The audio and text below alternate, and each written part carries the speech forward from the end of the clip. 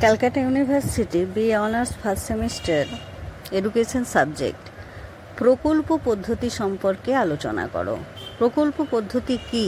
প্রকল্প পদ্ধতি project method বলতে কোনো সুনির্দিষ্ট লক্ষ্য অর্জনের জন্য একটি কাঠামোগত ও সুসংগঠিত প্রক্রিয়া বোঝায়, যা আমেরিকান দার্শনিক জন ডেউই এর বাস্তববাদী শিক্ষা দর্শনের ওপর ভিত্তি করে তৈরি করেন, যেখানে শিক্ষার্থীরা সক্রিয়ভাবে অংশগ্রহণ করে এবং বাস্তব অভিজ্ঞতা অর্জনের মাধ্যমে শেখে। এই পদ্ধতিতে একটি সমস্যা বা প্রকল্পের সমাধান অনুসন্ধানে শিক্ষার্থীদের স্বাধীনতা দেওয়া হয়, যেখানে তারা দলবদ্ধভাবে কাজ করে এবং শিক্ষক একজন সহায়ক হিসাবে থাকেন। প্রকল্প পদ্ধতির মূল বৈশিষ্ট্য: 1 নাম্বার হচ্ছে বাস্তব অভিজ্ঞতা। শিক্ষার্থীরা কেবল তাত্ত্বিক জ্ঞান নয়, হাতে কলমে কাজ করে বাস্তব অভিজ্ঞতা লাভ করে। 2 হচ্ছে শিক্ষার্থীদের স্বাধীনতা ও নিয়ন্ত্রণ।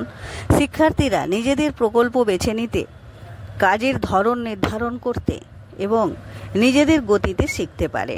3 নাম্বার আলোচনা ও সহযোগিতা। শিক্ষক এবং শিক্ষার্থীদের মধ্যে আলোচনা হয় এবং তারা দলবদ্ধভাবে কাজ করে। 4 উদ্দেশ্যমূলক শিক্ষা। শিক্ষার্থীরা কোনো নির্দিষ্ট উদ্দেশ্য বা সমস্যা সমাধানের জন্য কাজ করে, যা তাদের শেখার আগ্রহ বাড়ায়। 5 শিক্ষকের ভূমিকা। শিক্ষক এখানে নির্দেশকের চেয়ে একজন সহায়ক বা পরামর্শকের ভূমিকা পালন করেন। 6 অভিজ্ঞতামূলক শিক্ষা। এই পদ্ধতি অভিজ্ঞতার মাধ্যমে শেখার ওপর জোর দেয়, যেখানে শিক্ষার্থীরা নিজেদের ভুল থেকে শেখে। প্রকল্প পদ্ধতির কী কী ধাপ আছে? উদাহরণস্বরূপ, প্রকল্প নির্বাচন।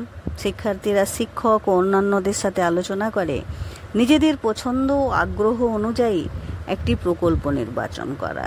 দ্বিতীয় কি? পরিকল্পনা ও প্রস্তুতি। শিক্ষার্থীরা তাদের নির্বাচিত প্রকল্পটির জন্য প্রয়োজনীয় তথ্য, দক্ষতা এবং পরিকল্পনা তৈরি করে। 3 নাম্বার কি? সম্পাদন।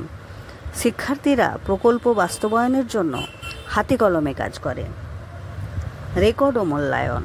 প্রকল্পটি সম্পন্ন করার পর এর বিভিন্ন দিক, যেমন পরিকল্পনা, আলোচনা, দায়িত্ব বন্টন ইত্যাদি একটি রেকর্ডে নথিভুক্ত করা হয় এবং মূল্যায়ন করা হয়।